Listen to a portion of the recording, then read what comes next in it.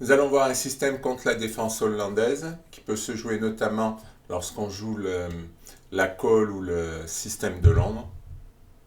D4. Et là aussi, c'est un coup assez souple qui permet de jouer F5 ou D5, ce qui peut perturber les blancs. Donc dans la partie, les blancs jouent cavalier C3, mais pourraient choisir de jouer cavalier F3, ce serait la même chose. Donc cavalier C3, F5, et là E4. Le plan des blancs est de contrôler les cases blanches et d'éliminer le cavalier ici, pour contrôler la case E4. Ensuite, on va faire le grand roc. Et on va avoir une très forte attaque sur l'aile roi. Donc cavalier F6, on garde le cavalier, le but des blancs c'est de garder le cavalier pour l'attaque et d'aller échanger ce fou contre le cavalier pour éliminer le défenseur. C'est un petit système qui est très efficace.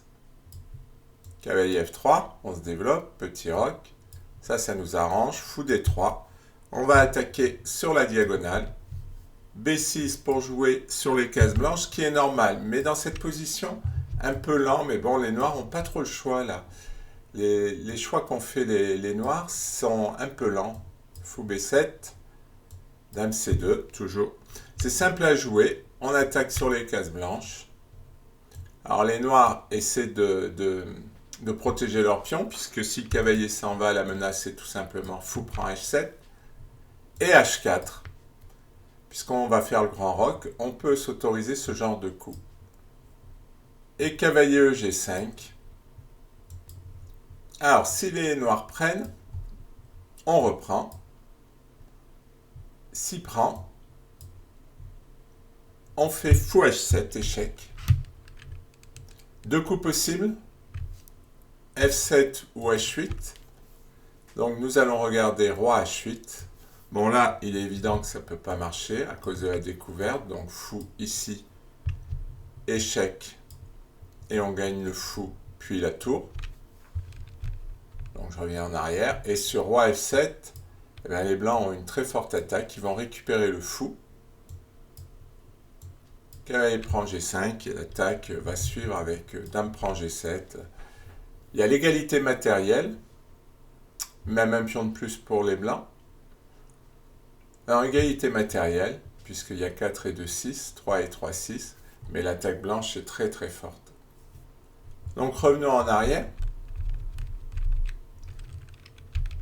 On vient de jouer cavalier G5, sur pion prend. Les noirs peuvent faire fou prend F3. Bon, finalement, ça nous arrange un peu, ça ouvre les lignes. Donc rien de bien embêtant pour les blancs. Fou échec, toujours la même chose. Sur roi F7, dame G6. C'est la même variante. Hein. Tour F7, dame prend G5 avec une forte attaque. Et si je joue roi H8, bon ben juste on ne gagne pas le fou, mais on gagne la tour. Puisque le fou attaque la tour et il y a échec. Donc la variante de prise,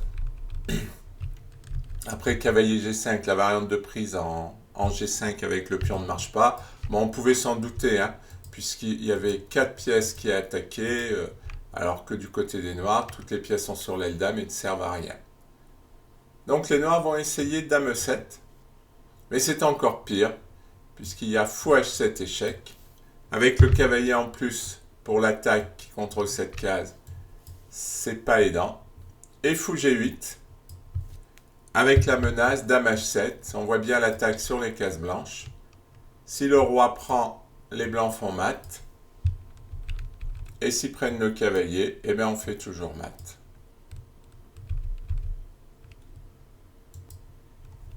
Un système très attrayant que souvent les noirs ne connaissent pas et qui permet une attaque simple à monter sur les cases blanches.